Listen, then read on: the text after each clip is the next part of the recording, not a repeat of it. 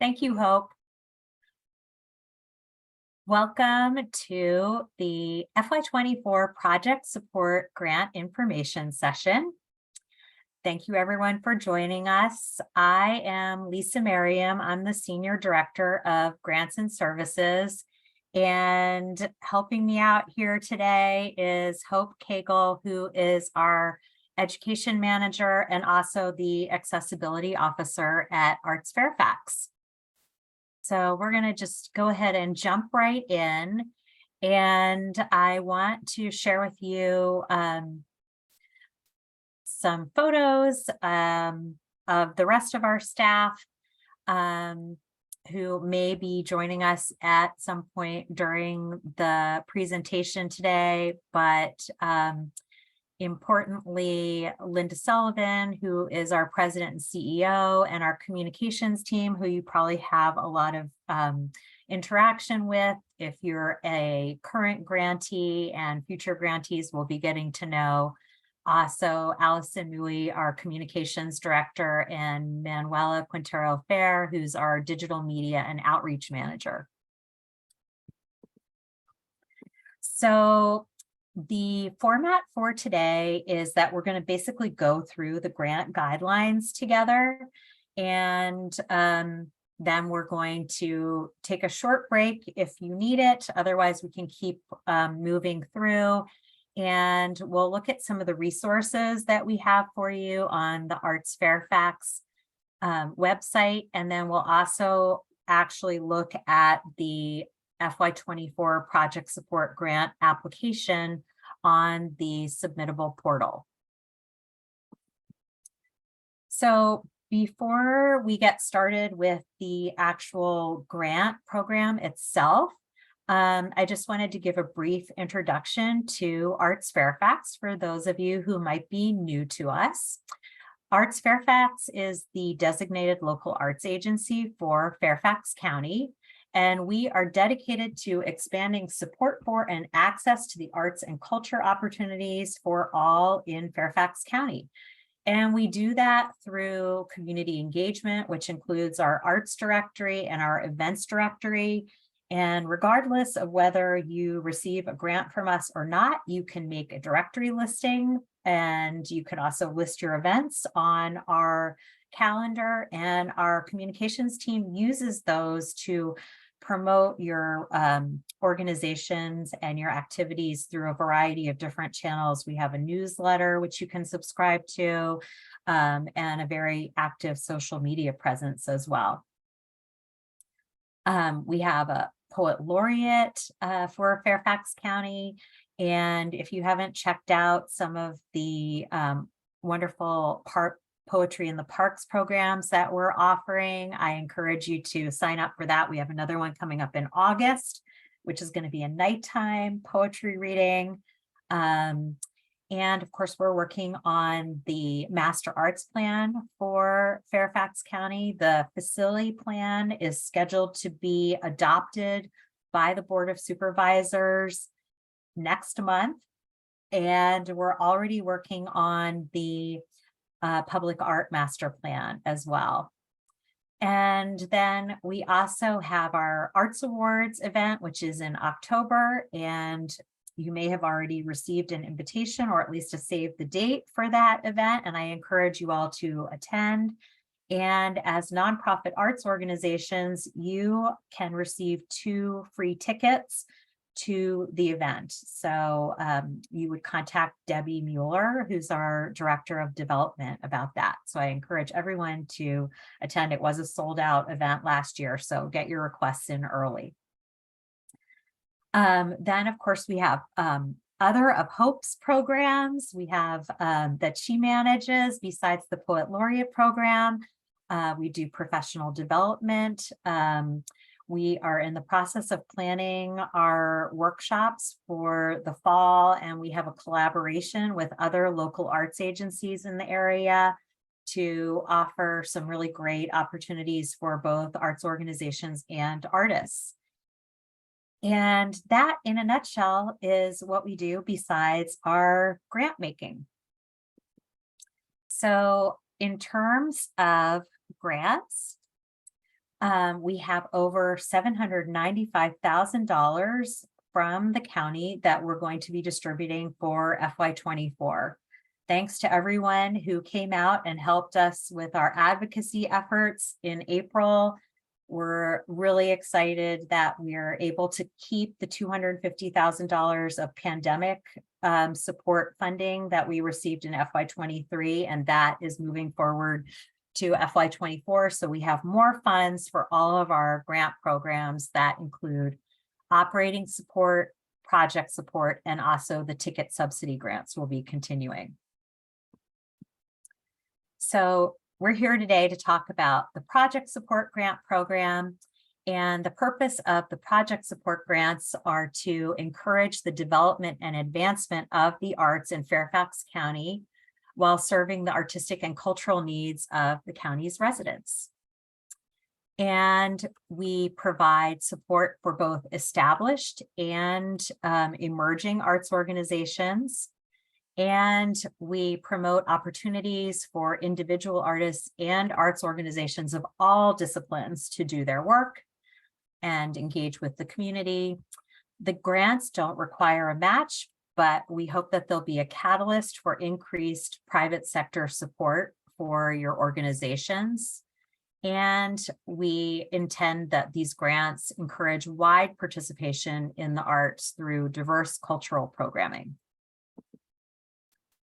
So this is just an overview of the process for our grants program, including a project support grant.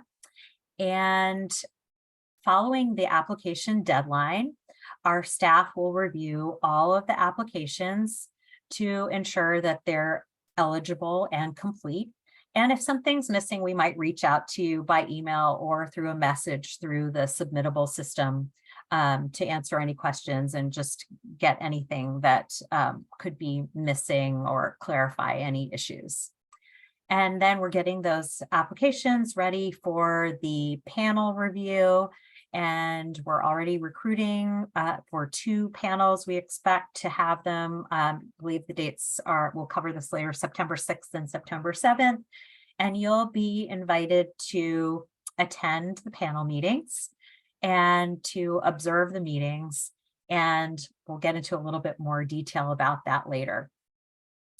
Then the panel will assign scores and comments for all the applications. And we average those scores and we create a combined ranking, which we present to our grants committee. And they then make recommendations for funding to our full board of directors to approve the grants. And then we will be announcing them. So now we're going to delve into eligibility for the project support grant. All ArtsFairfax grants require that organizations have a core mission for the creation, exhibition, presentation, production, or performance or education in an arts discipline, and operating as a standalone nonprofit 501c3 organization with either current or pending nonprofit status. Also having regular activity in a minimum of 4 different months of the year or 120 days of the year, and an address of record in Fairfax County, the city of Fairfax, or the city of Falls Church. Then you also need to have the majority of your activities within Fairfax County. And this is actually, this slide, I'm so sorry, needs to be corrected. But that first criteria A is a requirement for eligibility. And then you need to meet at least one of the following 3, B, C, or D, to be eligible for the grant. So this will be covered in the eligibility quiz that's at the beginning of the grant application. So an eligible organization needs to be in compliance with all state, local, and federal laws. And if you don't have nonprofit status on your own, then you can apply with a fiscal sponsor. So there's a special section at the beginning of the application that will ask you some questions about that and alert us that you would be applying with a fiscal sponsor. And then there's some additional paperwork that'll be required. So if you do intend to apply with a fiscal sponsor, I encourage you to reach out to me and I can send you some information about that to get you ready to start completing your application. Organizations need to have independently prepared financial statements, either an audit or a treasurer's report, and an audit is required if your expenses from the previously completed fiscal year exceed $750,000. In addition, all final reports for previous grants need to be submitted on time, and we also require that our grantees upload their events to our events calendar.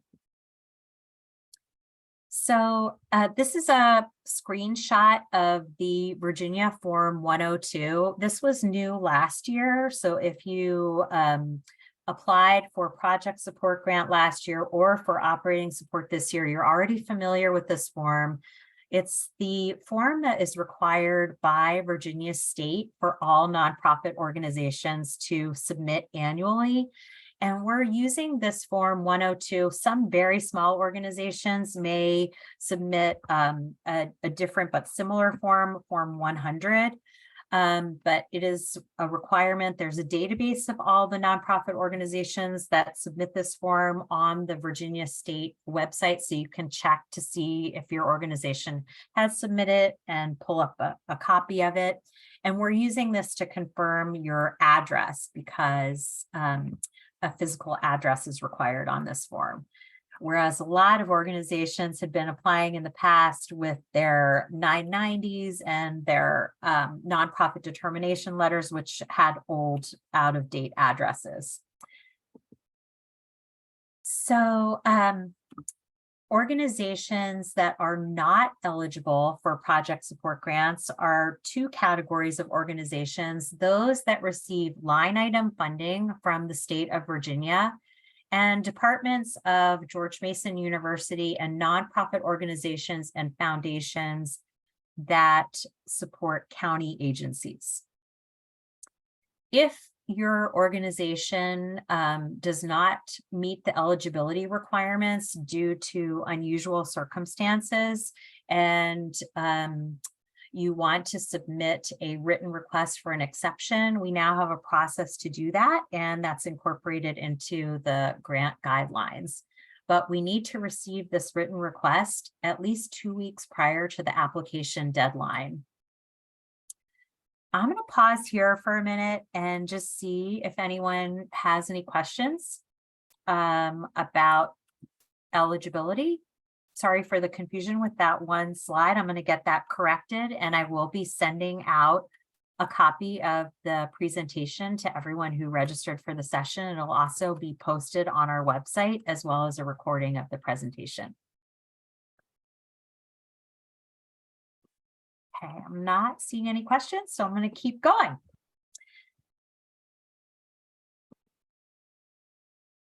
All project support grants need to support activities, programs, or projects that occur within Fairfax County, the city of Fairfax, or the city of Falls Church, have qualified artistic, scholarly, administrative, and management leadership, and also occur within the dates of July 1, 2023 and June 30, 2024.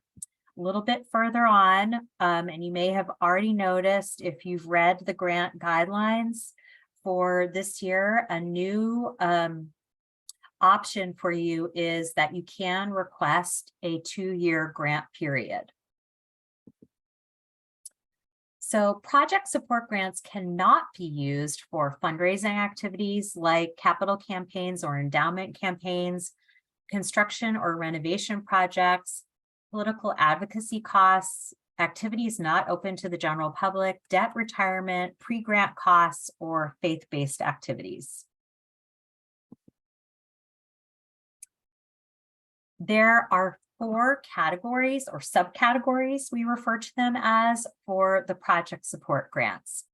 The first is arts and education. Then there's the opportunity grant category. That's for an atypical opportunity, something that would otherwise be out of reach for your organization. Then partnerships with individual artists, artist teams, cooperatives, and non-501c3 arts groups. The arts organization needs to be the applicant, but an example of this type of project would be commissioning a composer for a new piece for your music group or your choral group. And then lastly, the arts access grants. This was a new subcategory last year.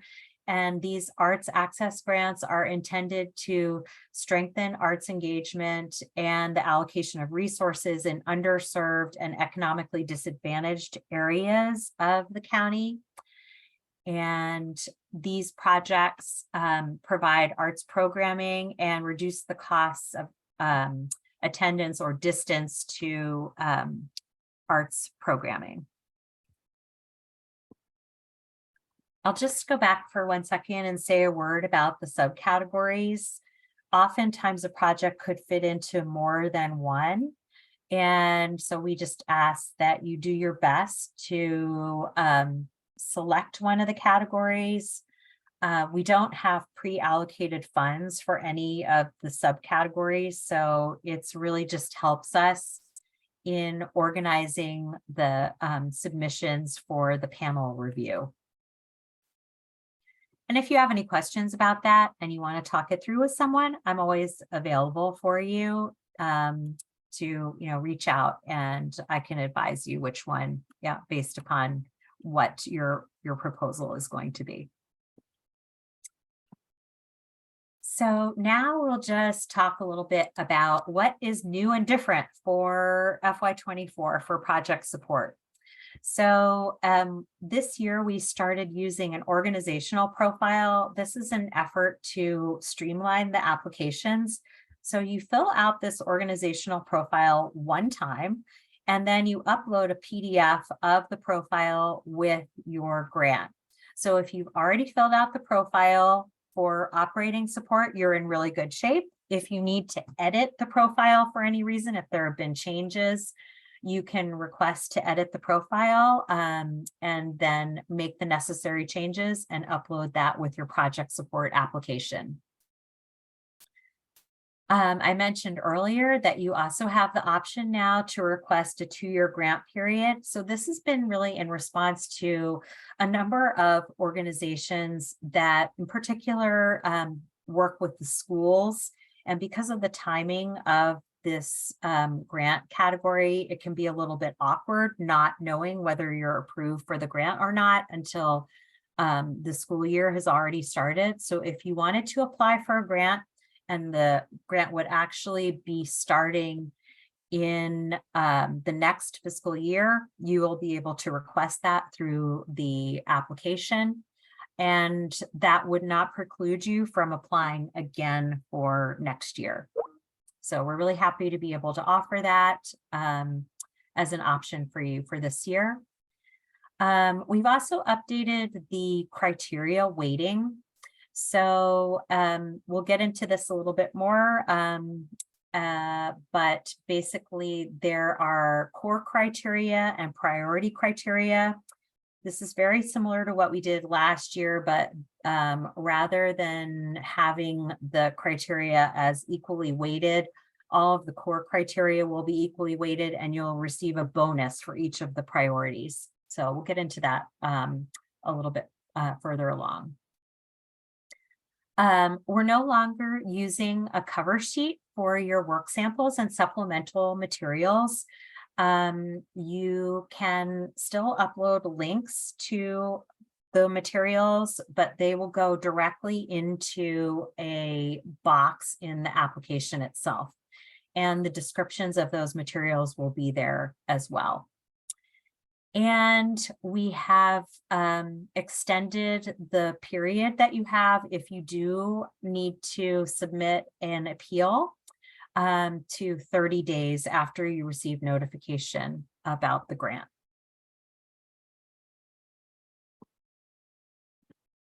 So a little bit about the review process. So following the grant deadline, we will confirm your eligibility and also the completeness of the applications. We may reach out to you if we have any trouble opening any of those work samples. We want to make sure that you have the best review possible. So we try to catch all of that on the front end, and we'll contact you as needed. If an application is determined to be ineligible, then it would not be reviewed, and you will receive an email from us about that. All the eligible applications will be reviewed by the grant panels, and the panelists are arts professionals with knowledge of a particular arts discipline. In some cases, also arts administrators. And we welcome your suggestions and nominations for the panel. We have a page for grant panel recruiting also on our webpage that you could share with anyone that you think would be a good fit for this. So the panel meetings are held online. We actually have the panelists come to be in person at ArtsFairfax's offices, and then we live stream them. We take notes from the panel meetings, and we incorporate those as well as the written comments into feedback that's provided to all of the applicants. But we do encourage you to observe the panel meetings, and we have an extra incentive for you to do that, and that is our panel correction form. So if you are listening in to the live stream of the panel meetings and you hear something that is a factual misstatement that is included in your application, you can fill out this correction form and email it to our grant staff. We then review that information. We check to make sure that it's in the application, and then we can share that with the panel, and they have a chance to go back and change their scores and their comments. So it's the ArtsFairfax Board of Directors that makes the final funding decisions, and they do that on the basis of the panelists' evaluations, as well as the funds that we have available and the goals for the grants program and ArtsFairfax. So the staff, including myself, do not actually participate in the review of the grants. We're just there to facilitate the process. So we recruit and we assign the panelists. We check the applications for eligibility and completeness. We compile the panel scores, facilitate those panel meetings.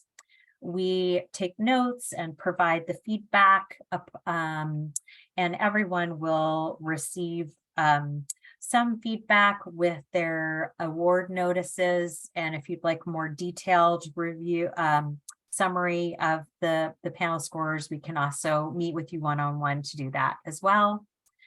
We develop the funding scenarios, and we also provide some technical assistance on the Submittable grant portal. Submittable does have good technical assistance. You can always email them, chat with them, also call them. But if you're having issues, we can be your front line to help you out with that as well. So a little bit about how we determine the grant awards. Following the panel meetings, we calculate the average panel score, and then we use that to create a combined ranking using the Z standard score. And then we actually convert the Z standard scores into a percentage. And so that is multiplied by the amount that the organization is requesting. And all of these calculations are checked by our grants committee, and they're verified by our accountant for accuracy. So I really like that system. We've had this in place for some time, and we think it's a really fair way of calculating the awards because it's like directly tying the amounts to the panel's results. So the project support grants are reviewed on the core criteria, which are the quality of programs, the feasibility of the project, community engagement, the category specific criteria, and the budget feasibility. And each of these criteria are worth 6 points each. And then we also have the priority elements, which are diversity and creative placemaking. And those will receive an additional point each. This is just going to be sort of a yes or no if the panel finds that the application is covering these areas.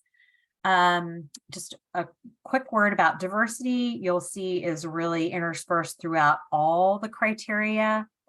But if a project is specifically targeting a particular culture and that supporting something that's culturally specific or meets these other criteria, then it would get this bonus point. I'm going to pause again and check and see if there are any questions so far on the review process. You can go ahead and raise your hand. Oh, sorry. Scanning through the wrong. Whoops.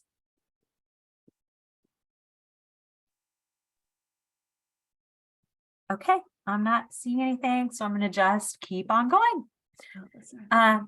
Yes.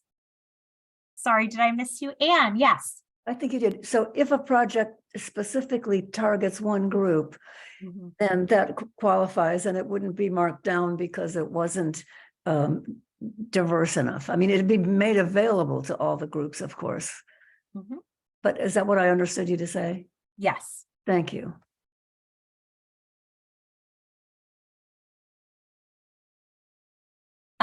So we have a lot of really great resources that could help you with writing your grant applications on our website. And I'm going to jump over there after this PowerPoint slide section and just point to some of those. But right now, I just want to make sure that you're aware that we have on the webpage at artsfairfax.org the grant guidelines, the online application instructions, a preview in Word of all the application questions, the budget form and the activity table in Excel.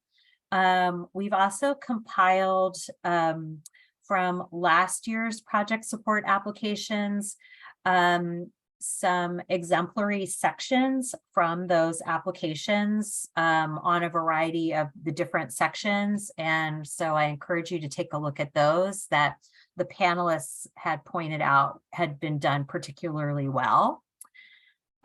We also have the grant communications kit and branding guide. And then this presentation, both the video and the slide deck will be posted.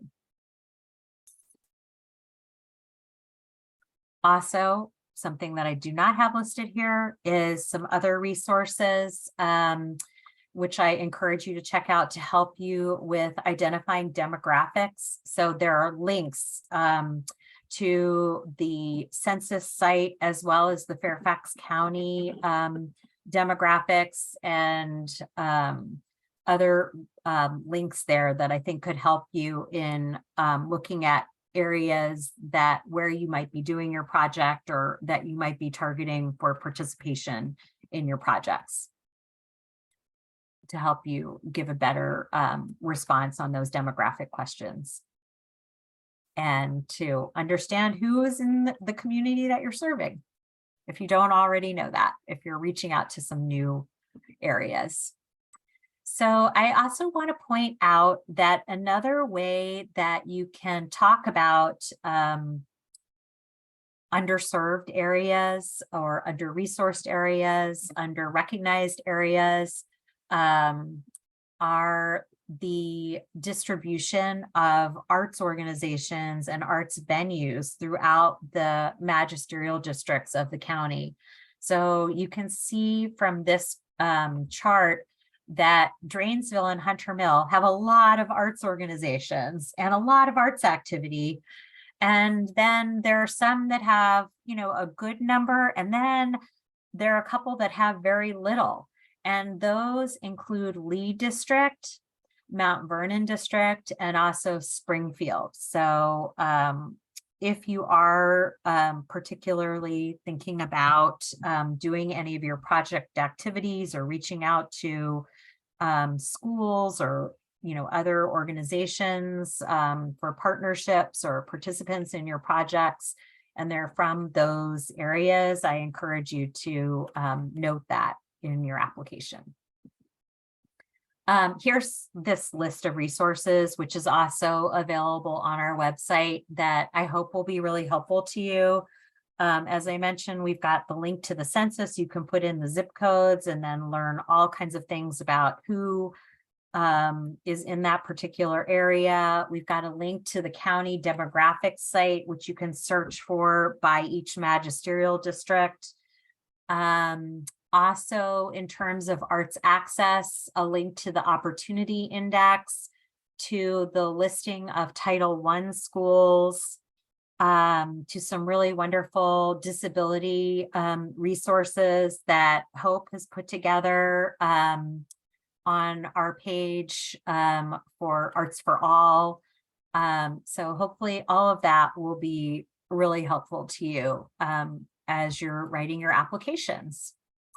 And then I would be remiss not to point out One Fairfax, because One Fairfax policy, that the county's equity policy, has been really important in a lot of work that ArtsFairfax has been doing, and has been incorporated into the county's strategic plan and our own updated ArtsFairfax strategic plan for the next few years. And so if you haven't looked that over, I encourage you to also read that policy.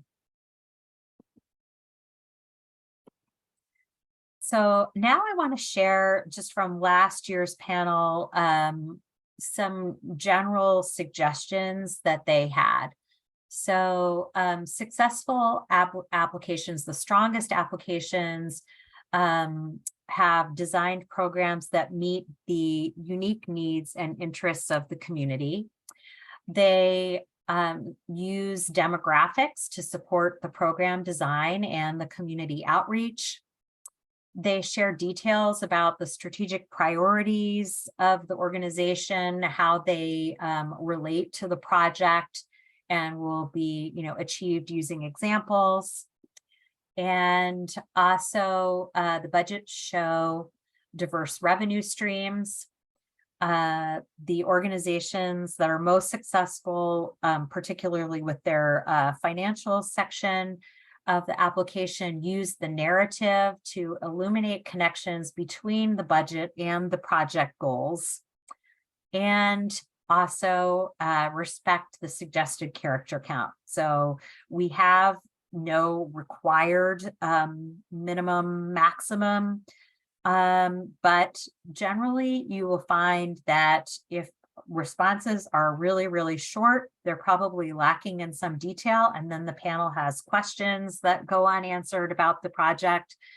And since we've dispensed with that character count, some of the applications have gotten really, really, really long, and in some cases repetitive. So just encourage you to try to be really direct in your responses as much as possible. So when you're submitting your application, you're going to be agreeing to the terms and conditions for the grant. They're all outlined in a lot of detail in the grant guidelines. This is just a summary. And after you submit your application, you'll also be sent a link to an addendum.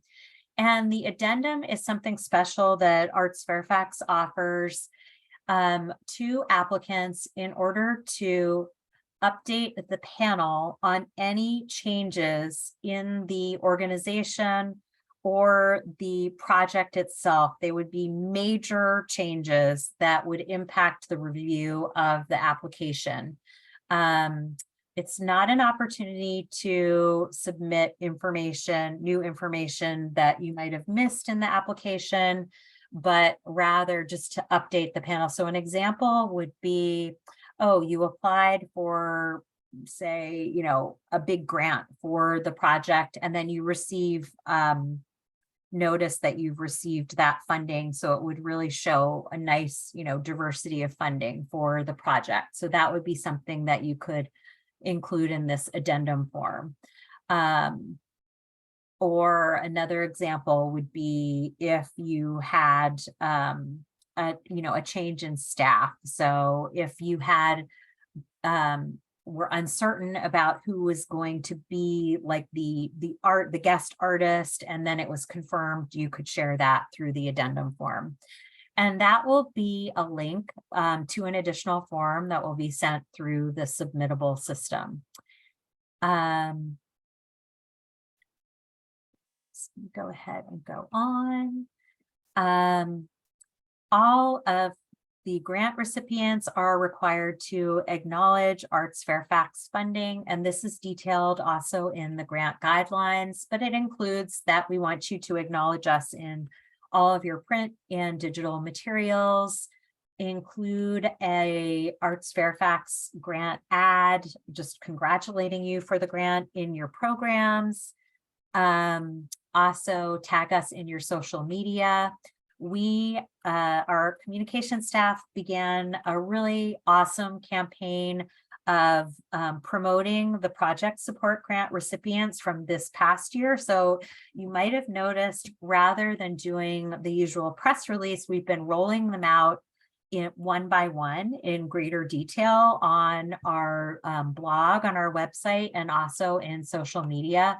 So that's just another way that we're trying to help to promote your programs and get the word out about the projects.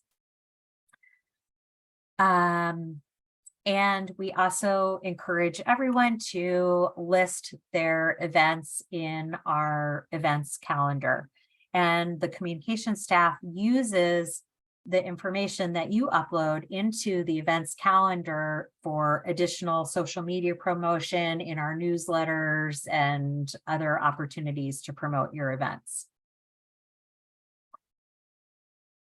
When you receive your notifications, you'll get also a link to our grant communications kit, and this is also available on our website.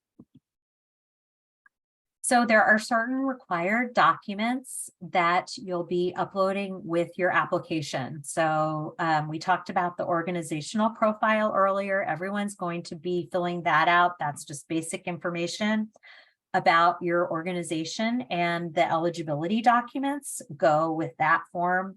So in addition to that, you'll be required to upload a treasurer's report or audit, your most recent 990, and a list of the key project staff, board members, and consultants that will be working on your project with bios.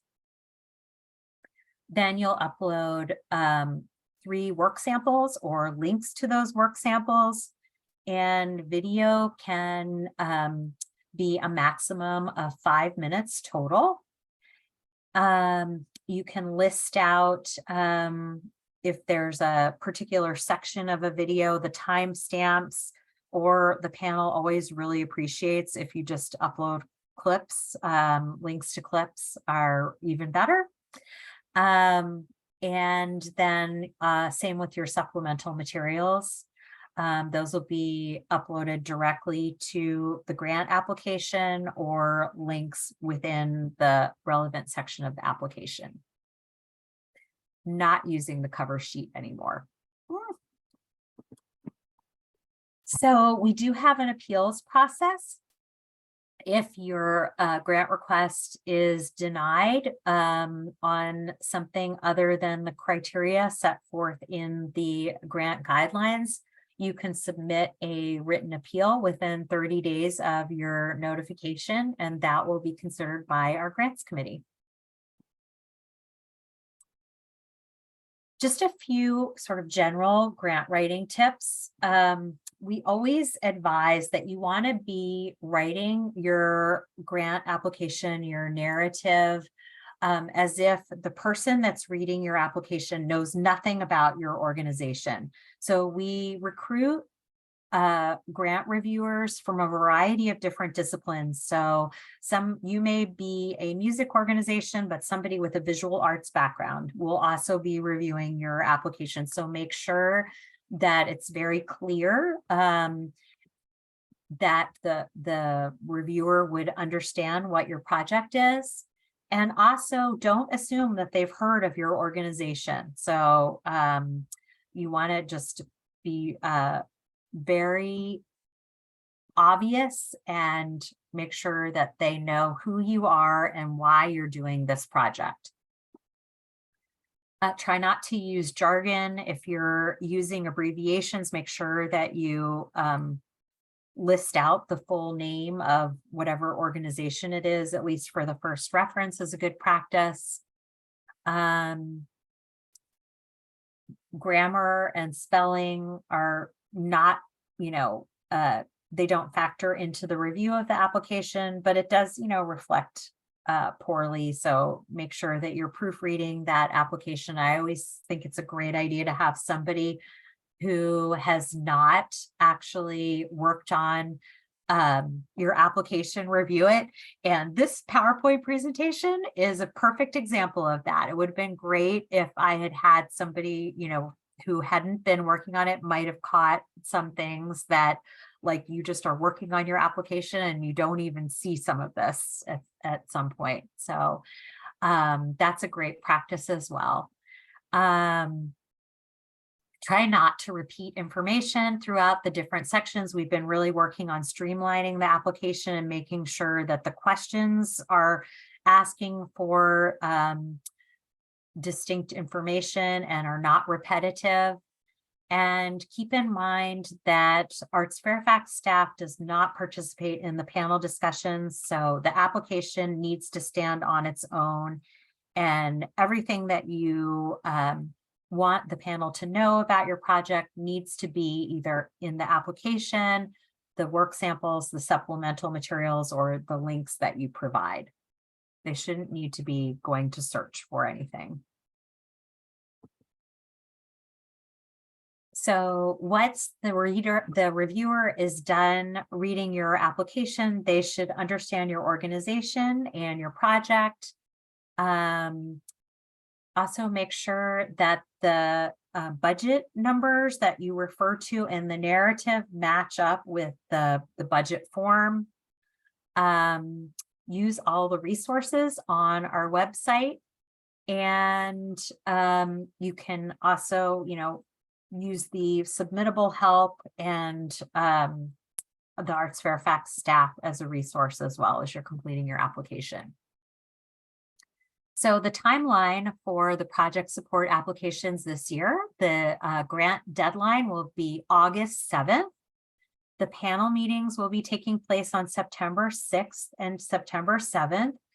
And we will email you to let you know which of those 2 days your review will be. They generally will run from about 9:30 in the morning until 12:30 in the afternoon.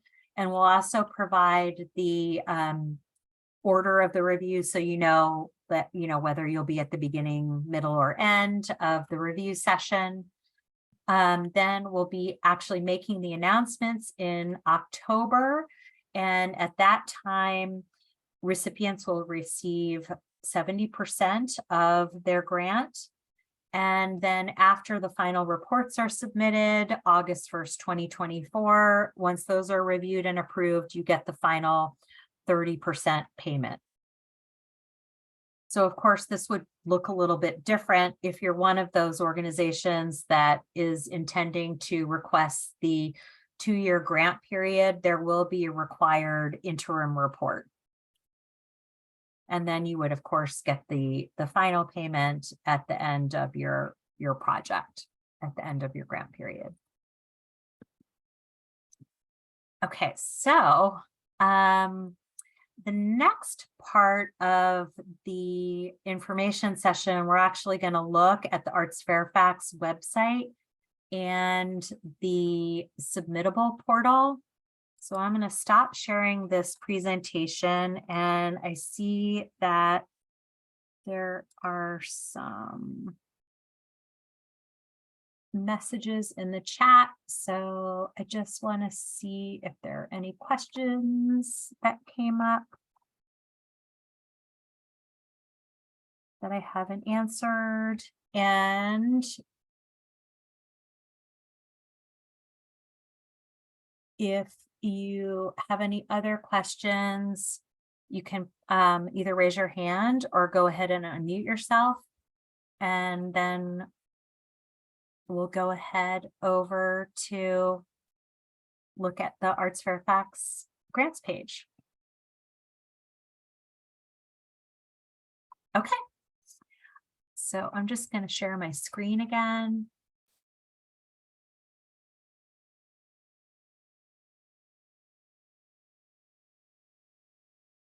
Oops, sorry.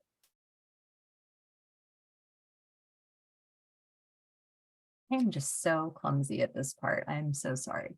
I just need to minimize this.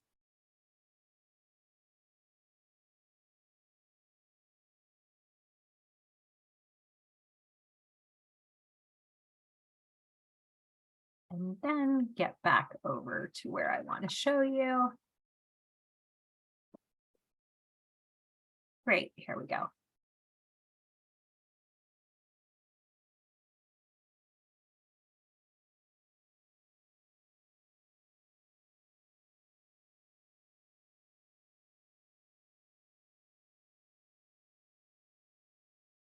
Okay, so here we are back over at the ArtsFairfax website. And all of the resources that I mentioned earlier, you're going to find under Arts Funding, ArtsFairfax Grants, and Project Support Grants.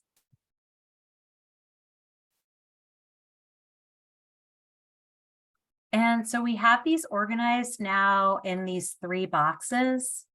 And the first box, you'll find the grant guidelines, which you can download, the select sections from the exemplary applications from last year, the online application instructions for the submittable system, the Word preview of the actual application questions, the budget form preview, which is in Excel, and the project details table, which is also in Excel. And then a link to get back over to submittable. And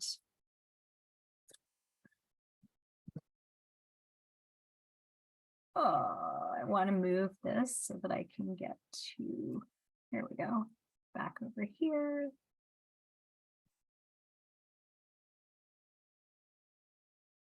And then in that second middle box, that's where you'll find the links to those resources that I was showing you earlier, a list of recent recipients, the grants that were awarded from last year and descriptions of those, and we'll be posting the information session slide deck and also the video here. And then that third box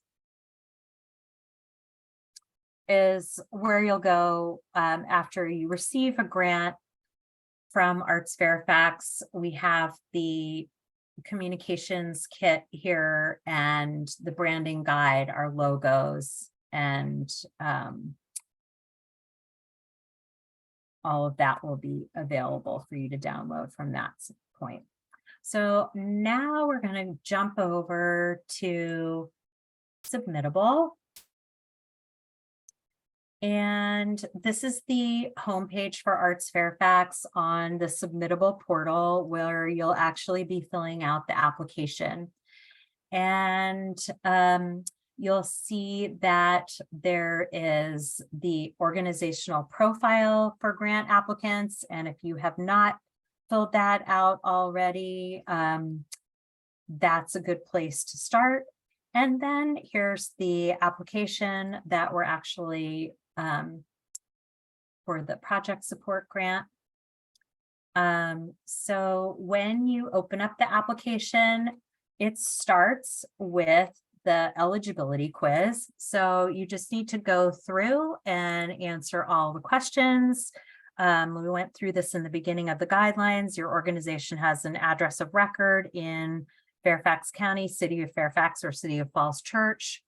Your organization's core mission is the arts. Your organization holds current or pending status under the 501c3 status, or is an arts division or an organization with an arts program within a larger 501c3. So umbrella organizations are eligible to apply for project support grants, but not operating support. Your organization has regular activity at least 4 months or 120 days out of the year. Your organization's in compliance with all local, state, and federal laws. You're going to upload your 990 to help us to verify that. If your organization received line item funding from the state of Virginia or directly supports the county government or agencies or school or department of George Mason University, you would not be eligible. And your organization must present at least half of your public artistic activities within the geographical boundaries of Fairfax County, City of Fairfax, or City of Falls Church, and then meet at least one of these 3 locality criteria that your organization meets, rehearses, exhibits, and operates within Fairfax County, City of Fairfax, or City of Falls Church, or your organization has at least half of the members of your board of directors either live or work in Fairfax County, City of Fairfax, or the City of Falls Church. And finally, if your organization has at least half of your participants or audience members that are residents of Fairfax County, City of Fairfax, or City of Falls Church. So I'm just going to click that one off. Then you need to have independently prepared financial statements. Your organization needs to have submitted your final reports on time. If you're a previous grantee, if you're a new applicant, you'll just click that it's not applicable. And your organization needs to have, if you have received a grant previously from us in FY23, you need to be listing your events and programs regularly on our events calendar. Again, new applicants, you'll just check not applicable. And then you'll be given access to the application itself. Before I go on with this, I just also wanted to point out quickly something that is in response to your requests on the Arts Fairfax website. We now have a calendar where you can sign up. It's a subscribable calendar, and it's under resources.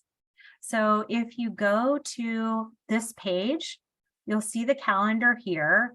It has all of our grant deadlines, also the dates for the panel meetings, the information sessions, and other important dates. And then you can sign up for this, and the dates will be added directly to your own calendar. Like, for instance, if you're using Gmail or a Google Calendar. So we hope this is also a really helpful resource for you, so you don't miss any of our deadlines. Okay, sorry, just wanted to, oh, Susan, yes. I want to, Susan, you can unmute yourself and ask a question. I see that your hand is up.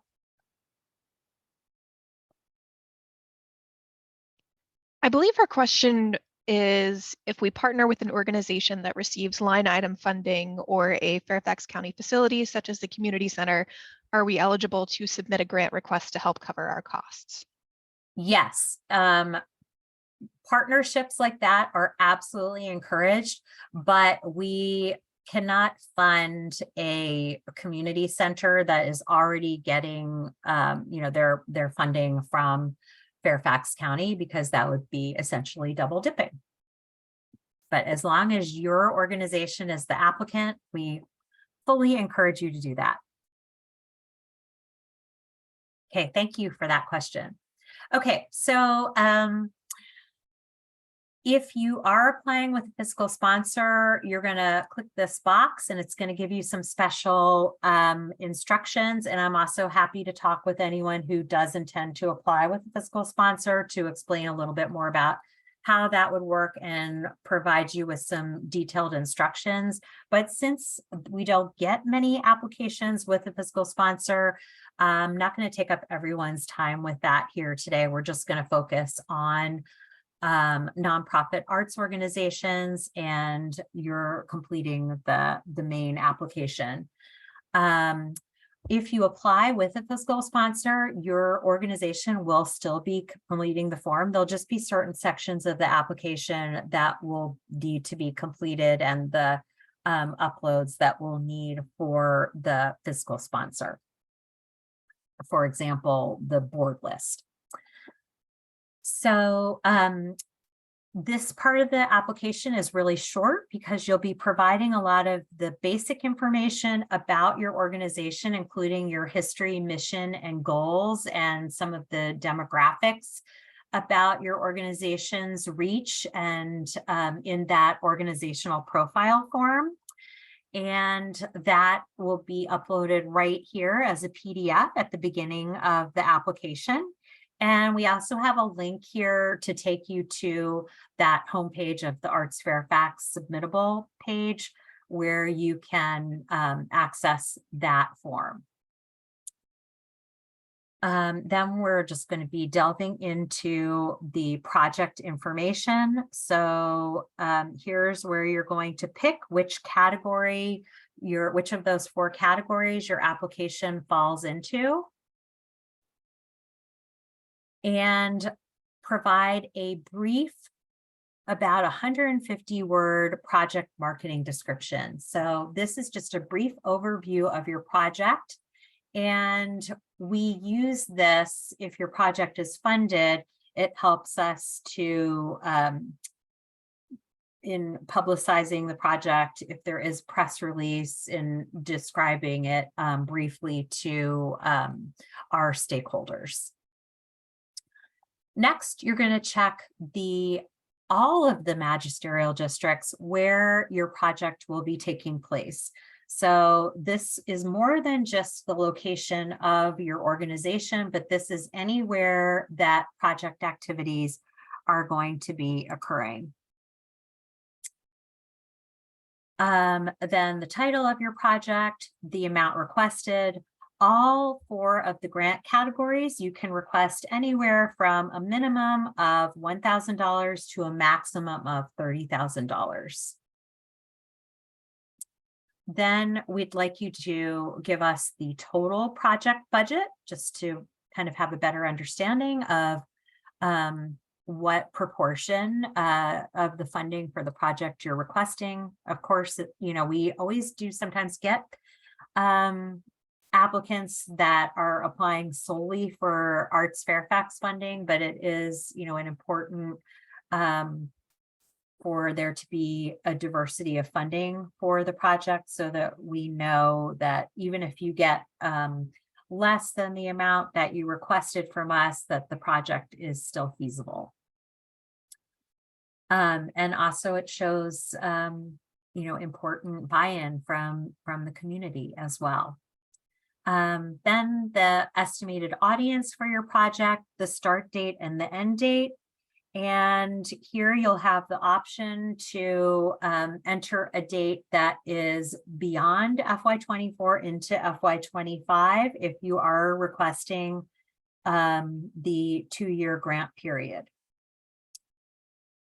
Then you'll outline the schedule for completion of all the major tasks of the project itself, and refer to how you outline it in the table here.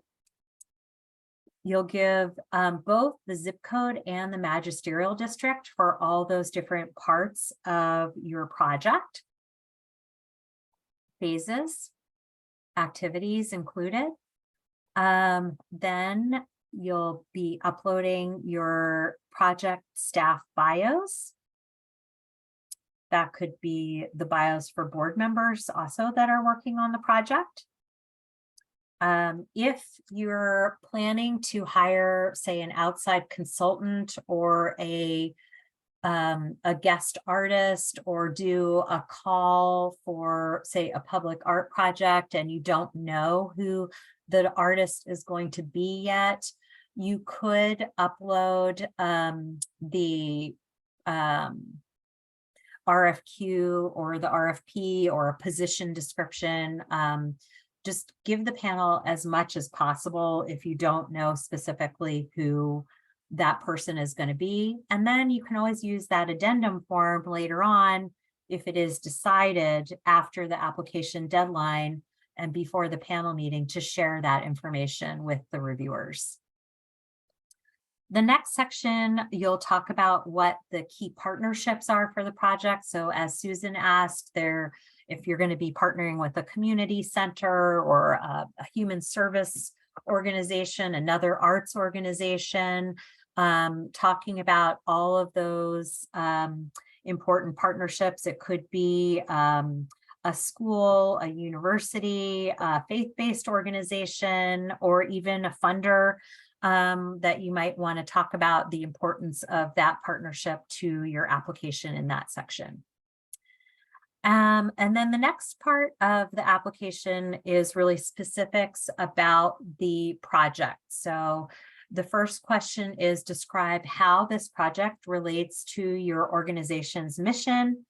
If it's a new project for your organization, and if not, that's okay, but we want to know if you've already applied for an iteration of this project. So for example, a side-by-side concert or an arts education program, and it's basically a similar program, but you're expanding to a new school or you're working with different artists. It's still eligible, but we want to know what is new and different about the project that you're applying for this year. How does it differ from what we may have funded or what you may have applied for in the past?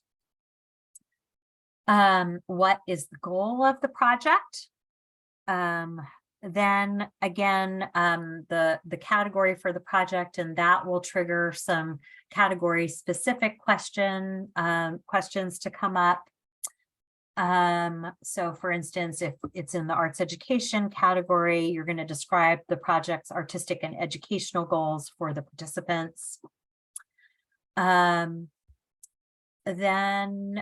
a drop down question talking about your evaluation and how you're planning to evaluate the goals for the project. And I'll just give a little plug here to a 2-part workshop that we just had last month and June 1st on evaluation. So those workshops were recorded and they're available also on our website to help you if that's something that your organization is working on. The next question is to describe your organization's ability to carry out this project, and you can provide examples from similar or related activities and their outcomes. Then you're going to talk about the plans for marketing and promoting your project activities, and then about how the project fits into your broader efforts to serve a diverse range of audiences. And for this question, and anytime you're talking about diversity, we want you to think really broadly about what diversity is. And this includes the age of your audience or participants, race, sexual orientation, gender, religion, national origins, marital status, disabilities, socioeconomic status, and also the neighborhood of residents, or where the project activities are happening. As we talked about earlier, those certain areas of the county that are very underserved. And even within some of those magisterial districts, for instance, Drainsville and Hunter Mill, there are underserved communities. So you can still, of course, elaborate on that under this question.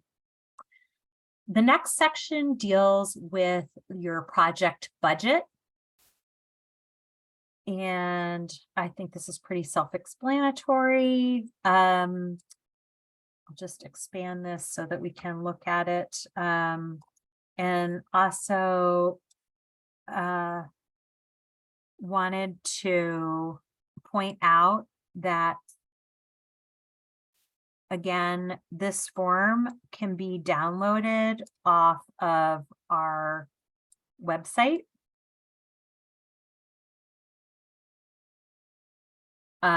And then you can complete it and then just plug in the numbers into the online form.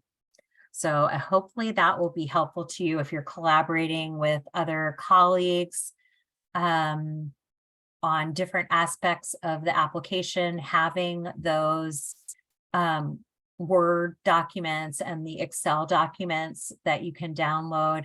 And there's also a feature on Submittable that enables you to collaborate. So you just check at the beginning of the application. If you want to collaborate with someone, you add in their email, and then they'll also be able to access the application. So just a reminder that each organization gets only one Submittable account. So the collaboration feature is an important way that Submittable has made it possible for others within your organization to access the application directly online. Okay, so then the project budget narrative, we talked about that, very important piece and opportunity for you to talk about how the ArtsFairfax funding is going to be used for the project. We have some great examples of this on the resources page on the website of how other organizations have utilized this section using footnotes. It's a very underutilized section. We hear that over and over by the panel. So I encourage you to really look at this and be sure that you're explaining all the major costs of your project budget here. Also, this section is where you'll talk about if you do receive less than full funding, how could the project budget be adjusted and the project itself be modified. So for example, if it's an arts education project and you're proposing to serve 3 schools and you received less than full funding, could you just do the project at 1 or 2 of those schools? Then you're going to be uploading your financial documents, which include the 990. And if you're a very small organization, we would still ask that you please upload your 990 EZ or your postcard confirmation. And then you're also going to upload here the treasurer's report or the audit. And then the section for all of the uploads, which includes the work samples and the supplemental materials. And you're going to either upload them directly to the system, or you can provide us with links here and a brief description. And if there's a particular section, say of a video or an audio that you'd like the panel to refer to, then you can provide those timestamps here. And then the final question is just an optional question if there's anything else that you'd like the review panel to know about the project. Then a final just reminder for you of all the upload sections, just to make sure that you've covered everything. Then you'll electronically sign and submit your application. I'm going to just stop sharing here and go back over to the PowerPoint. Unless also, please let me know if you have any questions.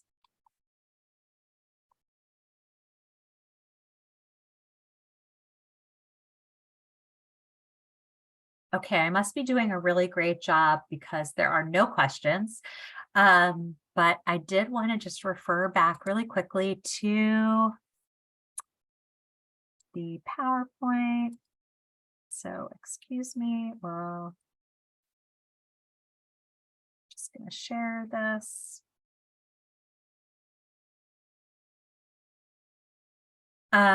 We talked a little bit about that new subscribable calendar.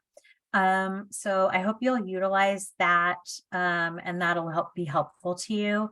And I also wanted to remind everyone that on August 1st, 2023, your final reports for all of your FY23 grants, so that would be operating support, project support, and pandemic recovery grants, those are due on August 1st. We will review those and then we will be getting out your final payments.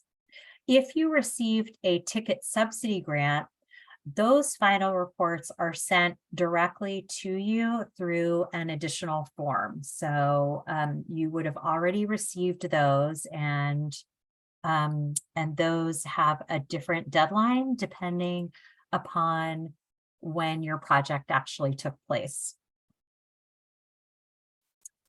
So I am open for your questions, and I'm so excited to receive and read everyone's applications.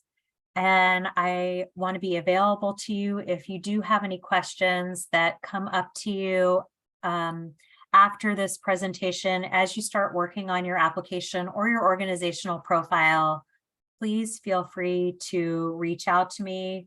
And we're hoping that we're going to have a new grants manager in place very soon who will also be available to support you.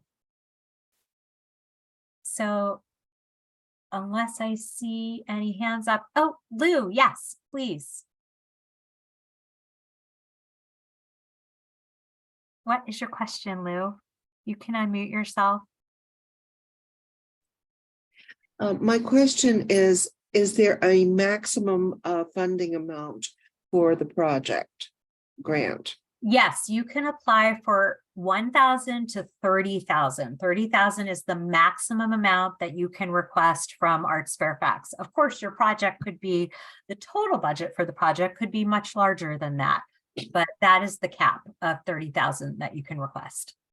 Thank you. You're welcome.